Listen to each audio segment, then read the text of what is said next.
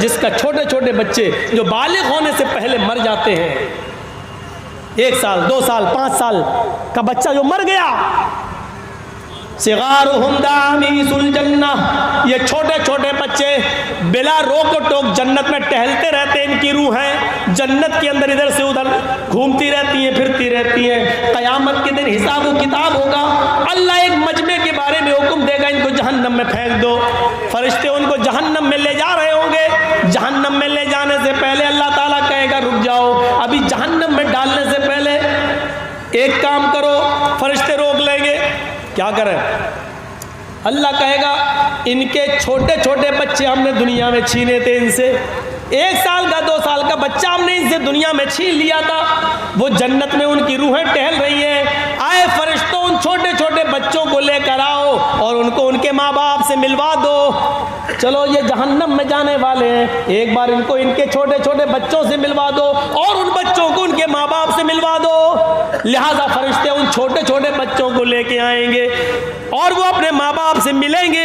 उनको मालूम ना होगा कि मेरे माँ बाप के बारे में जहन्नम में जाने का हुक्म हो गया है। वो बच्चे अपने माँ बाप से बातें कर रहे होंगे। इतनी देर में फरिश्ते हुक्म देंगे, आए बच्चों तुम जन्नत में चले जाओ, तुम्हारे माँ बाप को जहन्नम में जाने का परवाना पेश हो चुका है। तुम्हारे माँ बाप ने दुनिया में बहुत गलत काम किए थे, इसलिए उनको जहन्नम में डाला जाएगा। अब बच्चों तुम जन्नत में जाओ, तुम्हारे माँ बाप को जहन्नम में डालना है। जैसे ही बच्चे ये सुनेंगे कि मेरे माँ बाप को जन्नत में डाला जा रहा है, बुखारी शरीफ की हदीस के अल्फाज हैं, फयाखुज़ू बिनाहियत सौबी, वो छोटे छोटे बच्चे अपने माँ बाप के दामन को पकड़ लेंगे, अपने माँ बाप के कुर्ते को, अपने माँ बाप के कमीज को पकड़ लेंगे। फलम युबारिकहा, फिर उसको वो छोड़ेंगे नहीं। वो छोटे छोटे बच्चे फिर अपने माँ बाप के दामन को छोड़ेंगे नहीं और अल्लाह से कहेंगे अल्लाह ये इंसाफ तेरा मेरी समझ में नहीं आ रहा है। आय अल्लाह, दुनिया में भी तूने मुझे मेरे माँ बाप से दूर रखा और आखिरत में भी तू मुझसे मेरे माँ बाप को दूर कर रहा है। अगर जहन्नम में ही डालना था और आखिरत में भी हमें माँ बाप से दूर करना था, तो फिर मेरे परवरदिगार तूने दुनिया में मुझे मेरे माँ बाप से दूर क्यों किया? फलम युबारिकहा, आय अल्लाह इस बात का जवाब तुझे देना है। दुनिया में भी तूने मुझे मेरे माँ बाप से दूर रखा और आखिरत में भी मेरे माँ बाप से दूर कर दिया। नहीं नहीं, आय अल्लाह अगर दुनिया में दूर किया तो आखिरत में मुझे मेरे माँ बाप की मोहब्बत अता फरमा दे। अल्लाह रब्बुल आलमीन की दरियाए रहमत जोश में आएगी और अल्लाह फरमाएगा आए फरिश्तों, ये छोटे छोटे बच्चे ठीक ही कह रहे हैं, जाओ आए बच्चों अपने माँ बाप का हाथ पकड़ो और अपने साथ अपने माँ बाप को भी जन्नत में ले जाओ। जाओ, मैंने तुम्हारी आरज़ुएं पूरी कर दी, तुम्हारी तमन्ना पूरी कर दी। आए छोटे बच्चों, जाओ अपने माँ बाप को लेकर जन्नत में दाखिल हो जाओ। मैंने तुम्हारी वजह से तुम्हारे माँ बाप को बख्श दिया, तुम्हारे माँ बाप को जन्नती बना दिया। ये जन्नत में जाने के रास्ते हैं, लेकिन ये वही बच्चे जन्नत में ले जाएंगे जिन बच्चों के इंतकाल पर उनके माँ बाप ने सब्र किया होगा, इन्ना लिल्लाहि व इन्ना इलैहि राजिऊन पढ़ा होगा और कहा होगा अल्लाह तेरी अमानत थी तूने ले ली। जिन्होंने सब्र किया होगा, चीखे चिल्लाए हो, नौहा किया हो, मातम किया हो, गिड़गिड़ा गिड़गिड़ा कर और बाल नोच नोच के कपड़े फाड़ फाड़ कर रोए हो, ऐसे बच्चे अपने माँ बाप को जन्नत में नहीं ले जाएंगे और ना अल्लाह ताला उनको जन्नत में दाखिल करेगा। उन माँ बाप को जन्नत में दाखिल करेगा जो अपने बच्चों के इंतकाल पर जिन्होंने सब्र किया होगा और कहा होगा इन्ना लिल्लाहि व इन्ना इलैहि राजिऊन। तो मेरे प्यारे साथियों, ये थी चंद बुनियादी बातें जो जन्नत में ले जाने के रास्ते थे। कामयाब मोमिन की निशानियां थी जो हमने आपको इस खुतबे के अंदर, इस तकरीर के अंदर बयान फरमाई है। मुझे उम्मीद है कि जन्नत में जाने वाले रास्तों पे आप चलेंगे, वो अमाल करेंगे जो अमाल आपको जन्नत के अंदर ले जाएं और उन गुनाहों से बचेंगे जो गुनाह से हम जहन्नम से बच सकते हैं। मेरे भाइयों, अपनी ज़िंदगियों में इनकलाब पैदा कीजिए और जन्नत में चल जाने वाले आमाल को करिए और अल्लाह से दुआ कीजिए। और याद रखिए, ये ज़रूरी नहीं है कि आप ज़िंदगी भर जन्नत में जाने वाले आमाल करते रहें और आप जन्नत में चले जाएं। ज़रूरी नहीं है, ज़रूरी नहीं है, क्योंकि आखिरी वक्त इन्नमल आमालु बिल खवातीम, आमाल का दारो मदार आखिरी उम्र पर होता है। आखिरी उम्र पर पता नहीं आदमी क्या काम कर जाए। देखो वो सहाबी कितने बड़े नमाजी थे, रोज़ेदार थे, हज भी किए थे, पूरी ज़िंदगी फजर की नमाज कभी नहीं छूटी, तहज्जुद की नमाज भी पढ़ते थे। जब ओहद की लड़ाई हो रही है, ओहद की जंग हो रही है, तो उसमें लड़ रहे हैं, सबसे पहले तीर उन्होंने चलाया, काफिर पे सबसे पहले हमला उन्होंने किया, बढ़ चढ़ के हिस्सा उन्होंने लिया, कई काफिरों को मारा और मारते चले गए। सहाबा देख रहे हैं, बड़ा बहादुर है। अल्लाह के रसूल देखिए कितना लड़ रहा है, कैसा नमाजी है, रोजेदार है, हज किया हुआ है, बड़ा नेक इंसान है, आज मैदान जंग में कितना हिम्मत से लड़ रहा है, मौत से नहीं डरता है, सफ़ों की सफ़ों को चीरता चला जा रहा है। अल्लाह के नबी कहते हैं हाँ, लेकिन लड़ने वाला है जहन्नमी।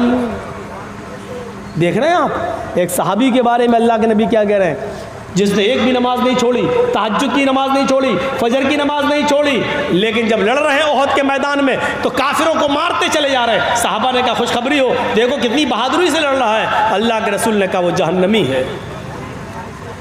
एक सहाबी ने तजस्सुस किया, पीछा किया, देखें जहन्नमी कैसे, क्या देखते हैं कि वो कई काफिरों को मारता चला जा रहा है। थोड़ी देर के बाद देखते हैं कि एक काफिर की तीर उसके सीने पे लगती है और वो गिर जाता है। फिर काफिरों ने उसको तलवारों से मारना शुरू कर दिया और आधा तड़पता हुआ छोड़ गए, आधा तड़पता हुआ छोड़ गए। वो आदमी करा रहा है, तकलीफ से वो सहाबी करा रहे हैं, ये सहाबी देख रहे हैं। अल्लाह के रसूल ने इसको जहन्नमी क्यों कहा है समझ में नहीं आता। लड़ तो बड़ी बहादुरी से रहा, लेकिन जहन्नमी क्यों कहा है। इसने कई काफिरों को मारा, फिर भी जहन्नमी क्यों कहा अल्लाह के रसूल ने।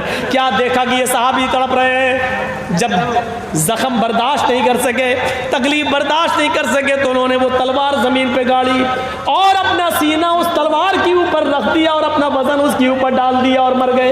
यानी खुदकुशी कर ली, मौत में जल्दी कर ली, खुदकुशी कर ली। वो सहाबी दौड़ते हुए आए, जो देख रहे थे, कहते हैं अशहदु अल्ला इलाहा इल्लल्लाह व अन्ना मुहम्मदन अब्दुहु व रसूलुहु। अल्लाह के नबी ने कहा तुम तो वैसे ही मुसलमान हो, इस्लाम ला चुके हो, फिर आज अचानक ये कलमा पढ़ने की वजह। फरमाया आपने कहा था कि वो लड़ रहा, वो जहन्नमी, आज मैंने उसको अपनी आंखों से देखा है। आए अल्लाह के नबी बहुत अच्छी तरह लड़ रहा था, लेकिन जब जख्मों से चूर हो गया तो उसने तकलीफ बर्दाश्त नहीं कर पाया और उसने जल्दी मौत के लिए अपनी तलवार से अपना सीना चाक कर लिया और अपने आप को मार डाला। अल्लाह के नबी फरमाते हैं कि एक आदमी जिंदगी भर नेक अमल करता है, यहाँ तक कि उसके और उसके जन्नत में जाने में एक हाथ की दूरी रह जाती है, एक बालिश्त की दूरी रह जाती है, लेकिन यहीं से अल्लाह उसकी नीयत को बदल देता है, उसका दिल का इरादा बदल देता है और वो आदमी फिर गुनाह के काम कर जाता है और जहन्नम में चला जाता है। देखिए ये सहाबी जन्नती होते होते रह गए और जहन्नम में चले गए। मेरे भाइयों गौर करो, क्यों? क्योंकि इन्होंने खुदकुशी कर ली। सब्र करते, उस बीमारी में दर्द से करा रहे थे और दुआ करते, अल्लाह तू अगर ज़िंदगी बेहतर समझता तो ज़िंदगी दे, और अगर मेरे लिए मरना बेहतर है तो मुझे मौत दे दे। अगर ये दुआ करते और तकलीफ बर्दाश्त करते और जल्दी नहीं करते, तलवार से अपना सीना चाक नहीं करते, तो आज जन्नती होते। लेकिन देखिए ज़िंदगी भर नेक अमल किया, फिर भी जहन्नम में चले गए, आखिरी वक्त में गलत काम कर गए। तो ज़रूरी नहीं है, कोशिश करिए कि आखिरी वक्त हमारी ज़बान से ला इलाहा इल्लल्लाह निकल जाए। मन कान आखिर कलामी ला इलाहा इल्लल्लाह दखलल जन्नह, जिसकी ज़बान से आखिरी जुमला ला इलाहा इल्लल्लाह निकला वो जन्नत में जाएगा।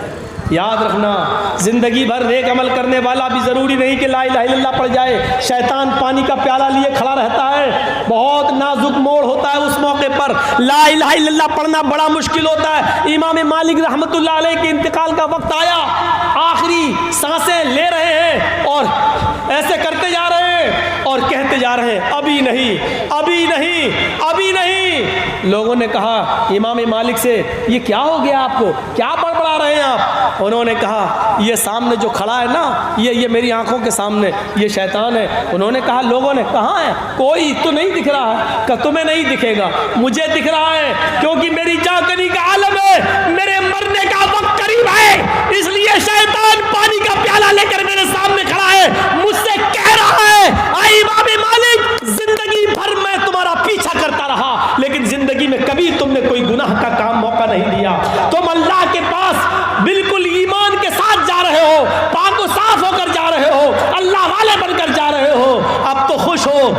शैतान से कह रहा हूँ अभी नहीं, अभी नहीं, अभी नहीं, यानी अभी पाक साफ नहीं हूँ, क्योंकि तू मेरा पीछा कर रहा है। पता नहीं आखिरी वक्त में तू कौन सा गुनाह करवा जाए, आखिरी वक्त में तू मुझसे कौन सी गलत हरकत करवा जाए और मैं जन्नत के बजाय जहन्नम का शिकार हो जाऊं। अभी नहीं, अभी नहीं। फिर कलमा पढ़ते हैं, ला अशहदु अल्ला इलाहा इल्लल्लाह, अशहदु अल्ला इलाहा इल्लल्लाह। मेरे भाइयों सुनो, आखिरी जुमला मरने से पहले जिसका निकल गया ला इलाहा इल्लल्लाह और उसके बाद उसकी रूह निकल गई, यकीनन वो जन्नती है, यकीनन वो जन्नती है। इसलिए ऐसे अमाल करो जो आखिरी वक्त में आपको की ज़बान से कलमा पढ़वाने पर मजबूर कर दे, आपकी ज़बान से निकल जाए ला इलाहा इल्लल्लाह। ये आदत उसी की होगी जो ज़िंदगी में नेक अमल करने की आदत डालेगा, अच्छे अमल करेगा, वही मरने से पहले ला इलाहा इल्लल्लाह पढ़ने की तौफीक उसको मिल सकती है। वरना मेरे भाइयों कोई एक्सीडेंट में मर जाता है, कोई कैसे मर जाता है। और ज़िंदगी आप देख रहे हैं कोरोना में कितने बड़े बड़े अपनी जमीयत व जमात के बुज़ुर्ग उलमा इस दुनिया से जा चुके हैं। मेरे भाइयों मौत ने किसी को नहीं छोड़ा है, हमें और आपको भी उसी रास्ते पे चल रहे हैं और उसकी आखिरी मंजिल कब्रिस्तान है। याद रखिएगा सबको जाना है और सबको मरना है। मालो दौलत की मोहब्बत होनी चाहिए लेकिन उतनी नहीं जो हमारे दीन को हमसे छीन ले। दुनिया में माल मांगो अल्लाह से, दौलत मांगो अल्लाह से, तो एक दुआ अल्लाह के नबी ने बताई, अल्लाह ने बताई, वो दुआ पढ़ो आपको सब कुछ मिलेगा, दुनिया मिलेगी। हैं आप दुआ मांगो अल्लाह से, रब्बना आतिना फिद दुनिया हसना व फिल आखिरति हसना व क़िना अज़ाबन नार। आपको दुनिया भी मिलेगी, आखिरत भी मिलेगी, मालो दौलत भी मिलेगी, आखिरत की नेकियां भी मिलेंगी। आप दुनिया भी कमाओ और आखिरत भी कमाओ, ऐसे अमल इस दुनिया में करो, लेकिन सिर्फ दुनिया कमाने के चक्कर में आखिरत को बर्बाद मत कीजिए। मुझे कल लंबा सफ़र करके लाल बथानी की तरफ जाना है। मेरे भाइयों वहाँ के लोग आ भी चुके हैं, अब मैं इससे आगे नहीं बढ़ सकता। अल्लाह तबारक व तआला से दुआ करता हूँ कि बारे इलाह हम तमाम मुसलमानों को दीन पर चलने की तौफीक अता फरमाए।